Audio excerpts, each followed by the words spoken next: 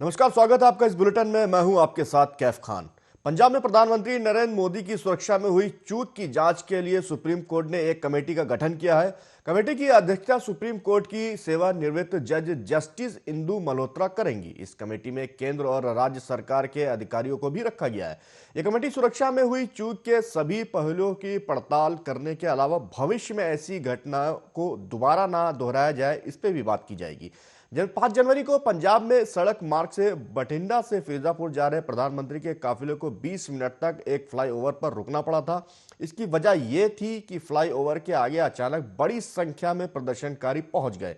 इसे सुरक्षा में गंभीर चूक की तरह देखा गया, क्योंकि राज्य के डीजीपी की सहमति के बाद ही प्रधानमंत्री का रास्ता निर्धारित किया जाता है।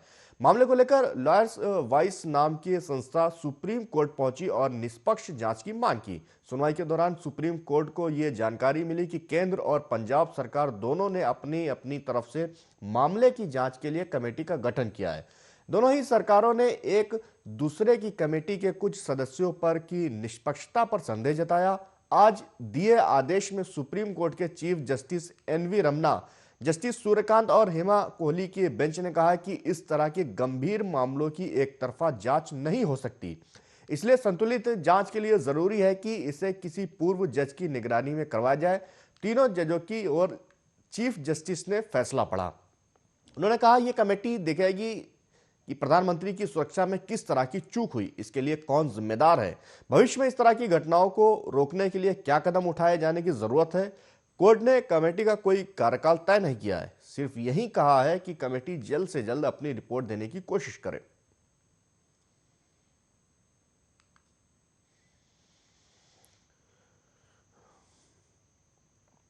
प्रधानमंत्री नरेंद्र मोदी ने बुधवार को 25वें राष्ट्रीय युवा महोत्सव का उद्घाटन करते हुए कहा कि आज दुनिया भारत को एक आशा की दृष्टि से, एक विश्वास की दृष्टि से देखती है, क्योंकि भारत का जन भी युवा है और भारत का मन भी युवा है। उन्होंने कहा कि भारत अपने सामर्थ्य से भी युवा है, भारत अपने सपनों से भी युवा है, भारत अपने चिंतन से भी युवा है, भारत अपनी चेतना से भी युवा है। वीडियो कॉन्फ्रेंसिंग के जरिए संबोधित करते हुए उन्होंने कहा कि भारत के युवाओं के पास डेमोग्राफिक डिविडेंड के साथ लोकतांत्रिक मूल्य भी है। उनका डेमोक्रेटिक डिविडेंड भी अतुलनीय है। भारत अपने युवाओं को डेमोग्राफिक डिविडेंड के साथ साथ डेवलपमेंट ड्राइवर भी मानता है। पीएम मोदी ने कहा कि आजादी के समय जो युवा पीढ़ी थी उसे देश के लिए अपना सब कुछ कुर्बान करने में एक पल नहीं लगाया, लेकिन आज के युवाओं को देश के लिए रहना होगा और स्वतंत्रता सेनानियों के सपनों को पूरा करना होगा। उन्होंने कहा कि युवाओं में वो क्षमता होती है, वो सामर्थ्य होता है कि वो पुरानी रूढ़ियों का बोझ लेकर नहीं चलता, उन्हें झटकना जानता है।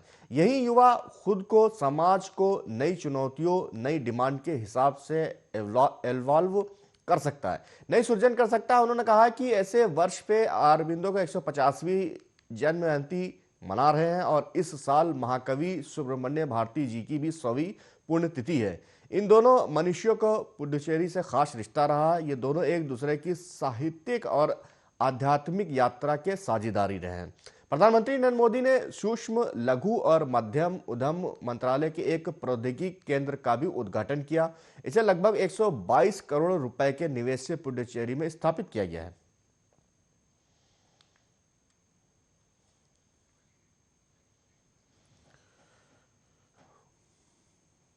यूपी के योगी सरकार में मंत्री रहे स्वामी प्रसाद मौर्य ने जैसे ही मंत्री पद से इस्तीफा दे दिया तो सूबे में सियासी भूचाल आ गया। स्वामी प्रसाद मौर्य ने अखिलेश यादव से मुलाकात की। इसके बाद स्वामी प्रसाद मौर्य के समर्थक विधायकों ने भाजपा से इस्तीफा दे दिया। इस दौरान औरैया जिले के विधुना सीट से भारतीय जनता पार्टी के विधायक विनय शाक भी लापता हो गए। उनकी बेटी ने दावा किया कि उनका अपहरण किया गया है। हालांकि पुलिस ने मामले में बयान जारी किया और कहा कि उनका अपहरण नहीं हुआ। विधुना विधायक विनय शाक ने भी सामने आकर मीडिया में बयान जारी किया है कि उनके अपहरण की बात गलत है, उनका कोई अपहरण नहीं हुआ है और वो स्वामी प्रसाद मौर्य के साथ हैं और समाजवादी पार्टी में शामिल होने वाले हैं। दरअसल विधायक विनय शाक्य की पुत्री रिया ने सोशल मीडिया पर वायरल वीडियो में चाचा व दादी पर पिता को ले जाने का आरोप लगाते हुए सरकार से उनकी खोजबीन कराने व परिवार से मिलाने की गुहार लगाई है।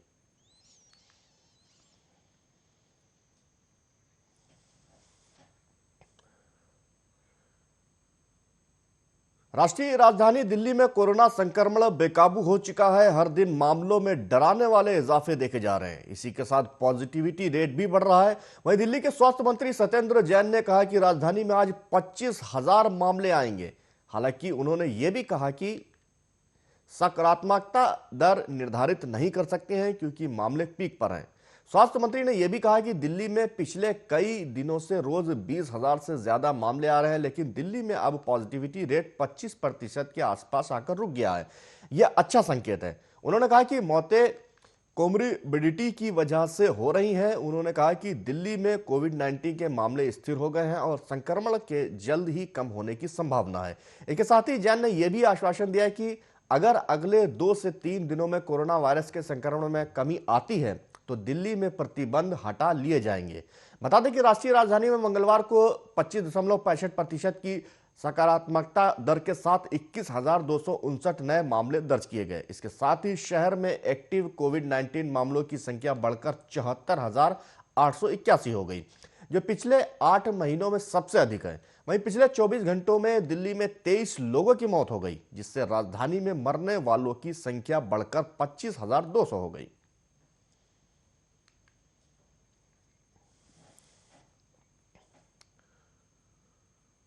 स्वामी प्रसाद मौर्य ने भारतीय जनता पार्टी तो छोड़ दी है, लेकिन वो अभी समाजवादी पार्टी में शामिल नहीं हुए। मौर्य ने कहा कि पार्टी में शामिल होंगे, इसका जवाब देते हुए उन्होंने सस्पेंस बनाए रखने की बात कही। निजी चैनल से बातचीत करते हुए स्वामी प्रसाद मौर्य ने कहा कि 14 जनवरी को वो अंतिम धमाका करेंगे, जो बीजेपी सरकार के ताबूत में आखिरी कील जैसा होगा। स्वामी प्रसाद मौर्य ने कहा कि हम कहां जा रहे हैं, इस पर सस्पेंस बना रहना चाहिए। 14 जनवरी को वो घड़ी आएगी जब अंतिम धमाका होगा। जो भी निर्णय होगा वो बीजेपी सरकार के ताबूत में आखिरी कील होगा। अखिलेश यादव ने स्वामी प्रसाद मौर्य संग तस्वीर भी ट्वीट की थी। इससे जुड़े सवाल पर मौर्य ने कहा कि अगर किसी ने मेरा ट्वीट कर धन्यवाद किया है तो मैं धन्यवाद करता हूं, लेकिन मुझे कहां जाना है यह निर्णय मैं कार्यकर्ताओं से मिलकर लूंगा। अंतिम निर्णय कल शाम तक आ जाएगा, जिसको मैं 14 जनवरी को सुना दूंगा। बीजेपी छोड़ने के सवाल पर वो बोले कि राजनीति में कोई घरेलू विवाद नहीं होता है और ना ही गुस्सा एक दिन में आता है।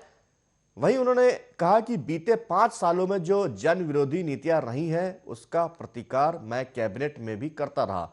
साथ ही साथ हम उचित प्लेटफॉर्म पर भी अपनी बात को रखते रहे हैं। लगातार 5 साल तक इन लोगों ने जन विरोधी नीतियों के प्रतिकार के लिए कोई उपाय नहीं किया।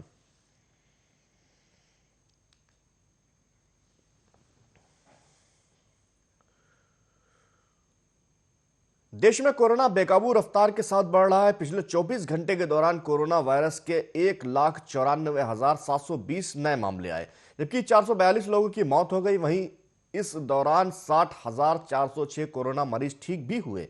इसके बाद देश में कोरोना के कुल मामले बढ़कर 3,60,05,10 हो गए, जबकि सक्रिय मरीजों की संख्या 9,55,319 हो गई। जबकि ओमिक्रॉन के मामले बढ़कर 4,868 हो गए हैं। वहीं कोरोना महामारी से देश में अब तक कुल 4,84,655 लोगों ने अपनी जान गंवाई। कोरोना के इस रफ्तार के बीच वैक्सीनेशन अभियान जोर शोर के साथ चल रहा है। अब तक 153 करोड़ से ज्यादा वैक्सीनेशन किया जा चुका है। वहीं देश में मंगलवार को कोविड रोधी टीके 76,68,282 खुराक दी गई है, जिसके साथ ही देश में अब तक टीके की 153.7 करोड़ से अधिक खुराक दी जा चुकी है। वहीं स्वास्थ्य मंत्रालय ने यह जानकारी दी। देश में कोरोना वायरस संक्रमण के मामलों में तेजी से वृद्धि के बीच सोमवार से कोविड-19 रोधी टीके की एहतियाती खुराक देने की शुरुआत कि दूसरे अन्य बीमारियों से पीड़ित 60 वर्ष से अधिक आयु के व्यक्ति और स्वास्थ्य कर्मियों के साथ ही अग्रिम मोर्चे के 18,52,611 लोगों को यह खुराक दी गई। मंत्रालय के मुताबिक अब तक 15 से 18 आयु वर्ग के लाभार्थियों को 2,81,780 खुराकें दी जा चुकी हैं।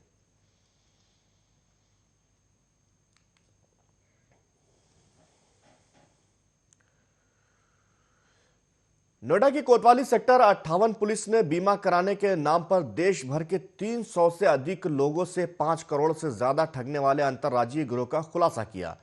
बुजुर्गों को निशाना बनाकर उनकी गाढ़ी कमाई और सेवानिवृत्ति की रकम हड़पने वाले गिरोह सरगना सहित 8 आरोपियों को पुलिस ने गिरफ्तार कर लिया है। आरोपियों के पास से पुलिस ने 47.55 लाख रुपए, हार्ले डेविडसन बाइक, 4 कारें, लैपटॉप, 16 मोबाइल बरामद किए हैं। आरोपियों की संपत्ति की भी जांच की जा रही है। डीसीपी राजेश एस ने बताया कि एनटीपीसी से सेवानिवृत्त जीएम रियाज हसन ने बीमा कराने के नाम पर 1.44 करोड़ रुपए ठगने की शिकायत 2021 में की थी। रियाज की सेवानिवृत्ति का पूरा पैसा ठगों ने हड़प लिया। मामले की जांच के बाद कोतवाली सेक्टर 58 के प्रभारी निरीक्षक विनोद कुमार की टीम ने मंगलवार को मेरठ के जानी निवासी नीरज कुमार, बुलंदशहर निवासी अजरुद्दीन, मसूरी निवासी अमरपाल, लोनी निवासी विकास, सोहन, नीतू आर्या व नीतू का पति सुनील और बुलंदशहर निवासी सुनील को गिरफ्तार कर लिया है।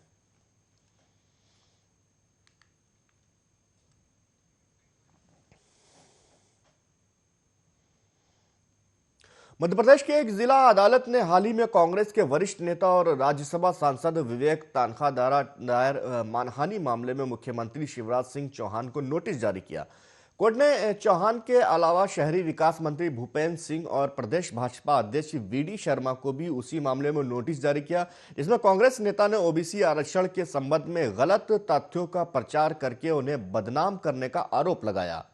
कांग्रेस सांसद ने सर्वोच्च न्यायालय में ओबीसी आरक्षण मामले के कुछ टिप्पणियों को लेकर और अन्य के खिलाफ जबलपुर जिला अदालत में मामला दायर किया था। तनखा ने कहा था कि अदालत ने उनसे जवाब मांगा है और अगली सुनवाई की तारीख 25 फरवरी तय की गई है। तनखा ने कहा कि मुझे अपने वकील से जानकारी मिली है कि 10 करोड़ के मूल्य के नुकसान के हमारे दावे में जबलपुर कोर्ट ने मुख्यमंत्री और अन्य प्रतिवादी पक्षों को अपना जवाब प्रस्तुत करने के लिए नोटिस जारी किया है। अदालत मामले पर 25 फरवरी को सुनवाई करेगी।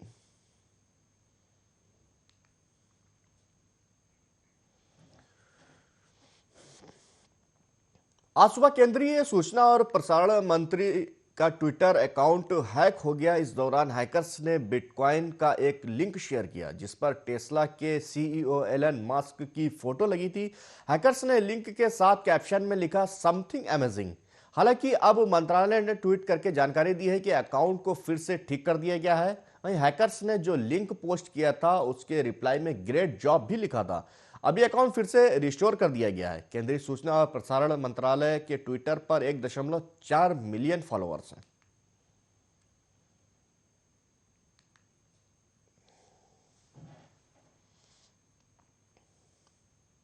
दिल्ली में कोरोना के बढ़ते संकट को ध्यान में रखते हुए सख्ती बढ़ाई गई है। अब दिल्ली के सभी प्राइवेट दफ्तर पूरी तरह बंद करने का आदेश आया है।